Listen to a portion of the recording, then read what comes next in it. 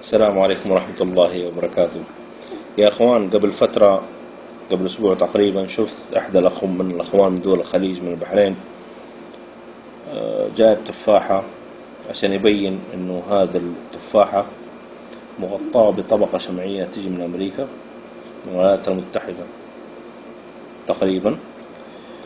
التفاحة هذه طبعا نحن نغسلها ونأكلها، وما عندنا علم إن هذه التفاحة فيها طبقة كيماوية حاطينها اللي هو الشمعية، أعتقد عشان التفاح لا يفسد. فبرهن على الأخ اللي كان جاي في مقطع الفيديو حقيقة الأمر، فاتضح إنه صحيح الكلام ده. شوفوا المادة البيضاء الشمعية هذه خطيرة جدا ومسرطنة. شوفوا المادة هذه،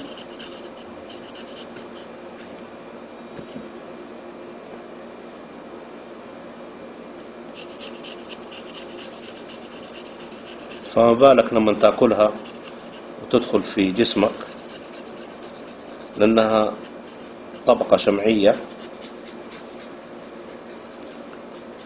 انظروا لهذا، فانتبهوا دائما لما تبغى تاكلوا التفاح، قبل ما تاكلوه وقبل ما تغسلوه تنظفوه بهذا الشكل كاملة.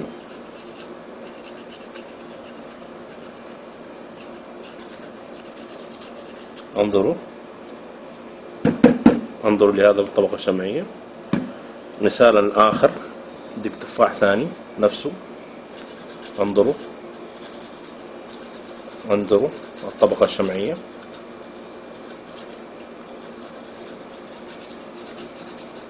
انظروا هذا التفاحة الثانية والتفاحة الثالثة نفس الشيء.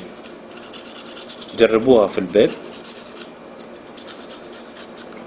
إذا ما حد بيصدق. انظروا الطبقة الشمعية هذه خطيرة جدا، فأنصحكم لوجه الله أنكم قبل ما تغسلوها تكشروا هذه الطبقة الشمعية، وبالتوفيق إن شاء الله.